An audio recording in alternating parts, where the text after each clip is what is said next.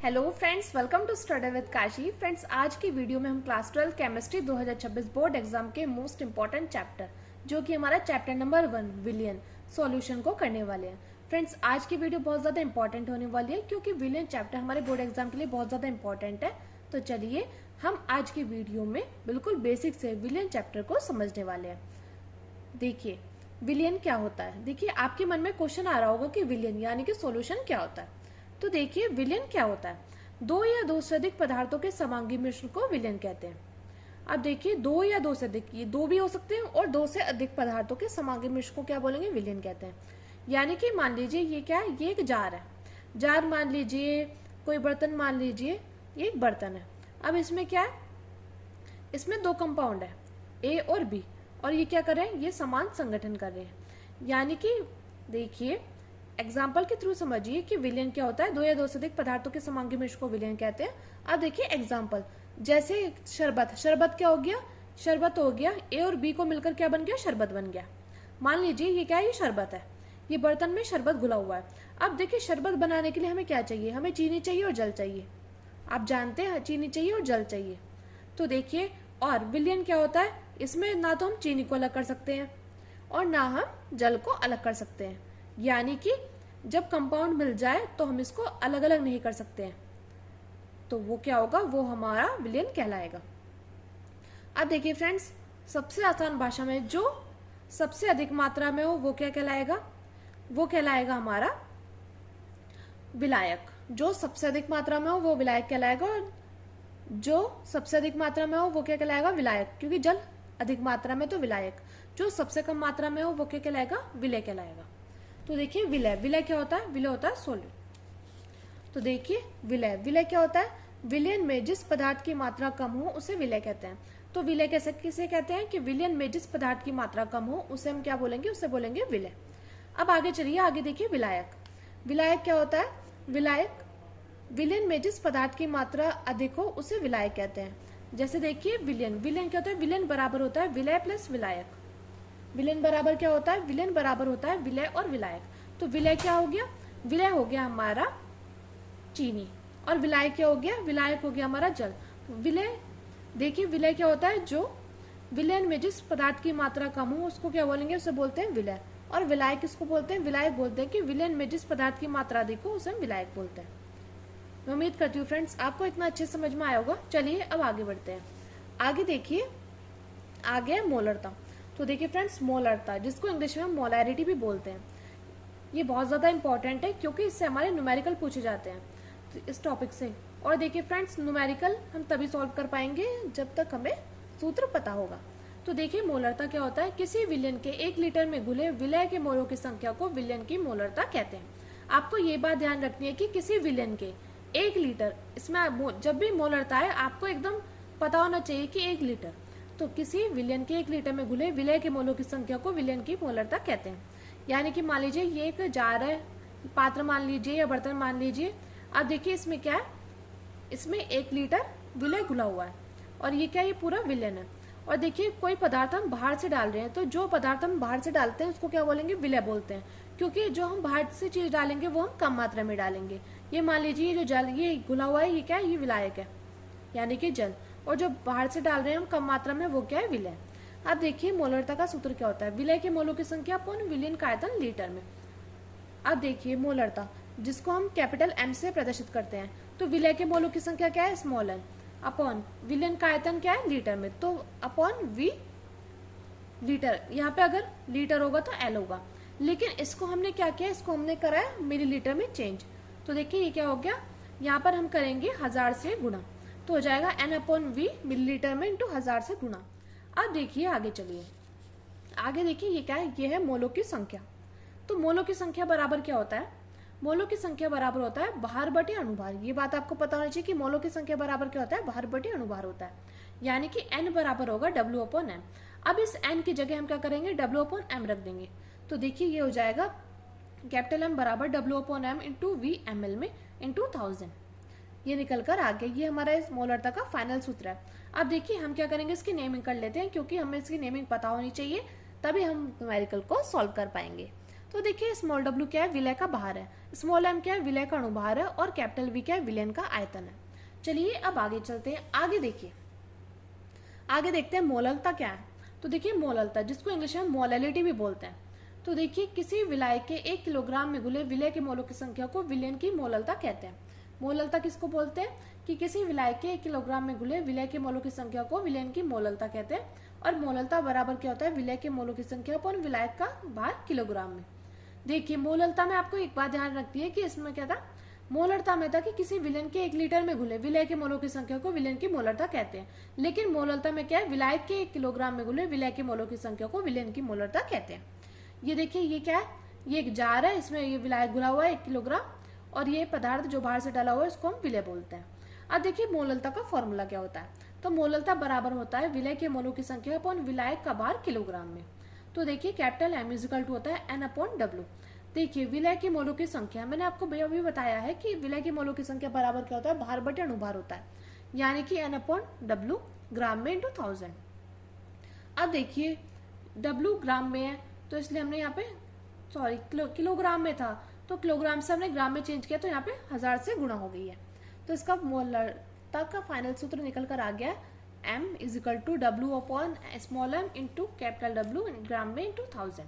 अब हम इसकी नेमिंग कर देते हैं। स्मॉल w क्या है, विलय का भार है, स्मॉल m क्या है, विलय का अणुभार है, और कैपिटल W क्या है, विलायक का भार है। चलिए अब आगे चलते हैं। आगे देखिए, आगे बात होती है मोल प्रभाज की, जिसको हम मोल अंश भी बोलते हैं। तो देखिए किसी मिश्रण में किसी घटक का मोल अंश उस घटक के मोलों की संख्या तथा कुल घटक के मोलों की संख्या के अनुपात के बराबर होता है। देखिए आपको ये बात ध्यान रखनी है, ये क्या है, कोई विलयन है, इसमें 2 कंपाउंड है A और B। और देखिए फ्रेंड्स मोल अंश यानी कि मोल प्रभाज से न्यूमेरिकल हमसे पूछे जाते हैं। और देखिए फ्रेंड्स हमें 2 कंपाउंड दिए जाते हैं और उनकी हमें क्या निकालना होता है, मोल प्रभाज निकालना होता है। तो देखिए हम अगर हमें 2 कंपाउंड दिए जाएंगे, देखिए जैसे एग्जाम्पल के थ्रू समझिए कि एक तो जैसे हमें जल दे दिया, एक दे दिया हमें अल्कोहल, अब हमें इन दोनों का अलग अलग मोल प्रभाज निकालना है। तो वो हम कैसे निकालेंगे, तो देखिए परिभाषा से देखिए किसी मिश्रण में किसी घटक का मोल अंश उस घटक के मोलों की संख्या यानी कि उस घटक के 2 मोलों की संख्या यानी कि हमें A का निकालना है, तो उस घटक के मोलों की संख्या अपॉन कुल घटक के मोलों की संख्या यानी कि A और B के मोलों की संख्या के जोड़ के बराबर। देखिए जैसे हमें निकालना है कंपाउंड A का मोल अंश निकालना है, इसको क्या बोलते हैं, इसको बोलते हैं काई। तो होगा Na यानी कि मिश्र के मोल उस घटक का मोल अंश A का मोल अंश अपॉन कुल घटक का मोल अंश। अगर हमें B का निकालना हो तो हो जाएगा NB upon Na plus NB। और देखिए N क्या है, मोलों की संख्या बराबर क्या होता है, भार बटे अणुभार होता है। अब हम इसकी नेमिंग करेंगे। नेमिंग देखिए XA क्या है, XA है A का मोल अंश, Na क्या है, A के मोलों की संख्या, और XB क्या है, B का मोल अंश, और NB क्या है, B के मोलों की संख्या है। चलिए अब आगे बढ़ते हैं। आगे देखिए, आगे देखते हैं हेनरी का नियम। देखिए फ्रेंड्स बहुत ज्यादा इंपॉर्टेंट है हेनरी का नियम, हमारे बोर्ड एग्जाम में 4 मार्क्स का पूछा जाता है, तो आपको इसका कोई भी टॉपिक नहीं छोड़ना है क्योंकि विलियन चैप्टर हमारे बोर्ड एग्जाम के लिए बहुत ज्यादा इंपॉर्टेंट है। तो देखिए हेनरी का नियम, जिसको हम हेनरीज लॉ भी कहते हैं। तो देखिए हेनरी, आप सोच रहे होंगे कि हेनरी कैसा नाम, तो हेनरी एक वैज्ञानिक का नाम था। उस वैज्ञानिक ने एक नियम दिया था जिसको हम हेनरी का नियम बोलते हैं। तो हेनरी के नियम के अनुसार स्थिर ताप पर किसी गैस के द्रव्य में विलयता दाब के समानुपाती होती है। यानी कि आपको समझना है कि ताप यानी कि टेम्परेचर क्या होना चाहिए, स्थिर होना चाहिए, यानी कि कांस्टेंट होना चाहिए। तो देखिए हेनरी के नियम के अनुसार स्थिर ताप पर किसी गैस के द्रव्य में विलयता दाब के क्या होता है, समानुपाती होते हैं। यानी कि मान लीजिए एक जार है, इसमें क्या है, इसमें जल घुला हुआ है। अब देखिए यहाँ पर ताप क्या है, स्थिर है। अब मान लीजिए यहाँ पर कोई गैस है, यहाँ पर हमने कार्बन डाइऑक्साइड गैस लिया, आप ऑक्सीजन ले सकते हैं। कोई गैस हम जितने प्रेशर से नीचे की ओर डालेंगे वो उतनी ही अच्छे से घुलेगी। यानी कि हमने यहाँ पे CO2 बहुत प्रेशर से घोली तो वो बहुत ज़्यादा घुली है, यानी कि जल्दी घुलेगी। तो यही हमारा हेनरी का नियम है कि स्थिर ताप पर किसी गैस की द्रव्य में विलयता दाब के समानुपाती होती है, यानी कि स्मॉल m समानुपाती किसके, P के। अब हो जाएगा M equal to KH into P। अब देखिए समानुपाती था, तो यहाँ पर जब समानुपाती को बराबर करेंगे तो एक नियतांक आता है, ये बात तो आपको पता है कि यहाँ पर नियतांक क्या आया, M बराबर KH इंटू P। अब देखते हैं M क्या है, M है घुली हुई गैस की मात्रा, KH है हेनरी नियतांक, और P क्या है, P हमारा दाब है। अब आगे बढ़िए, आगे देखते हैं हेनरी के नियम की सीमाएं। देखिए फ्रेंड्स अगर आपसे सिर्फ हेनरी का नियम पूछे 1 मार्क्स से 2 मार्क्स में तो आप बस उतना लिखोगे, लेकिन आपसे सीमाएं, अगर आपसे 4 मार्क्स में क्वेश्चन आएगा तो आप सीमाएं अनुप्रयोग ये भी लिखेंगे। देखिए हेनरी के नियम की सीमा, तो यह तनु विलयन पर लागू होता है। तो देखिए आपको पता होना चाहिए कि किस पर लागू होगा, तनु विलयन पर लागू होगा, यानी कि शांत विलयन पर लागू नहीं होगा। और यह उच्च ताप तथा निम्न दाब पर कार्य करता है। अगला देखिए, अगला यह उन गैसों पर लागू होता है जो विलायक से क्रिया नहीं करते हैं। यानी कि हेनरी के नियम की सीमा क्या है, यह तनु विलयन पर लागू होता है, यह उच्च ताप तथा निम्न दाब पर कार्य करता है, और यह उन गैसों पर लागू होता है जो विलायक से क्रिया नहीं करते हैं। अब बात आती है इसके अनुप्रयोग की। अनुप्रयोग क्या है, शीतल पेय पदार्थ में गोताखोर द्वारा सांस लेने में और फेफड़ों की क्रियाविधि में, ये इसके अनुप्रयोग है।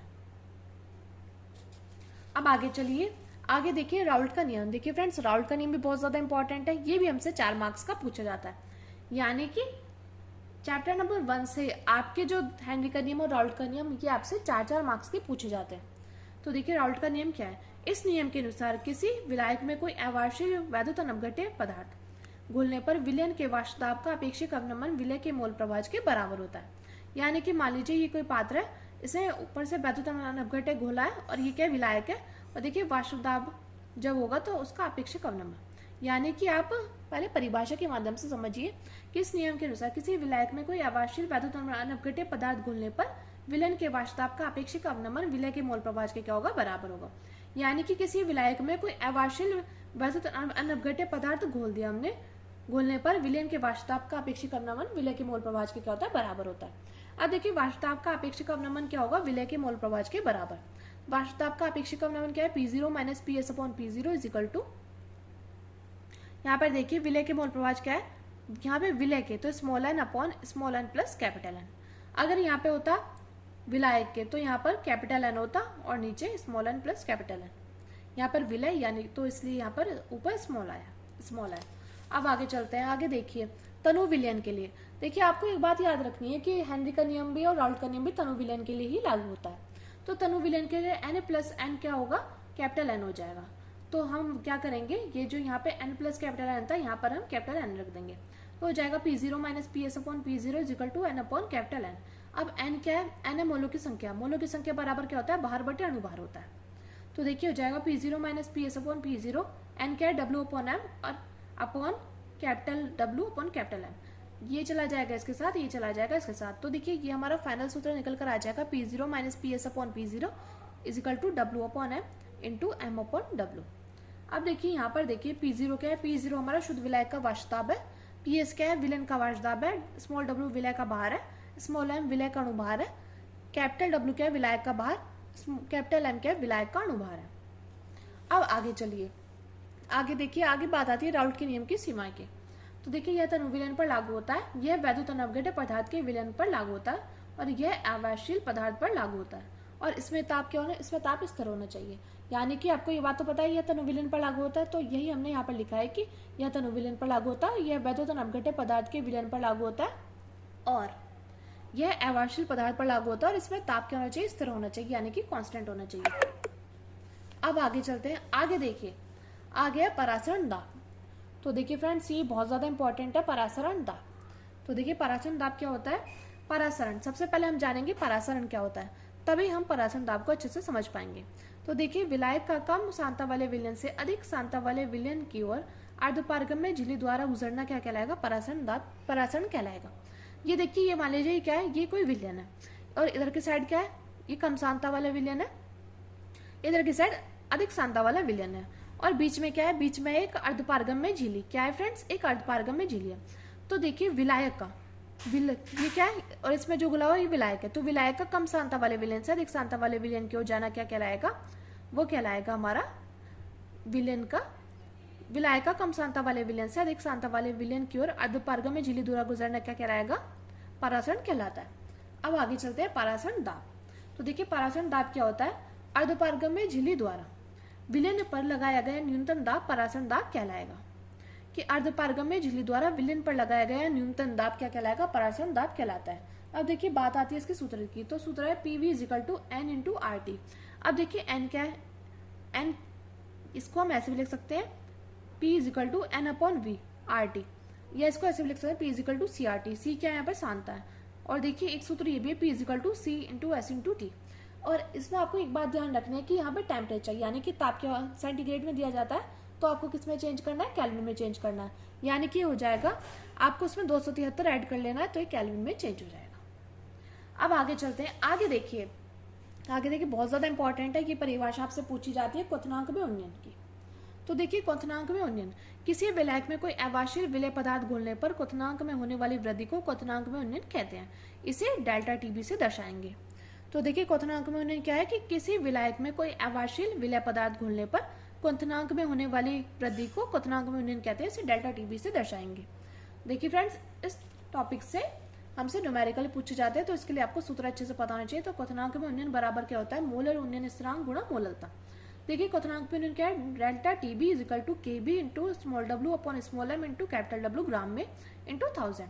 अब देखिए मोलर उन्नयन स्थिरांक क्या है, केबी है, और क्वथनांक में क्या है, डेल्टा टीबी है। अब मोललता का सूत्र हमें पता है, तो ये हमने यहाँ पे मोललता का सूत्र लिख दिया। तो इसका फाइनल सूत्र निकल कर आ चुका है, delta TB is equal to KB into small W into 1000 upon small M into capital W. अब देखिए यहाँ पे डेल्टा टीबी क्या है, क्वथनांक में उन्नयन है, स्मॉल डब्ल्यू क्या है, विलय का भार है, स्मॉल एम क्या है, विलय का अणुभार है, कैपिटल डब्ल्यू क्या है, विलायक का भार, और केबी क्या है, केबी हमारा मोलर उन्नयन स्थिरांक। अब आगे चलिए, आगे देखते हैं।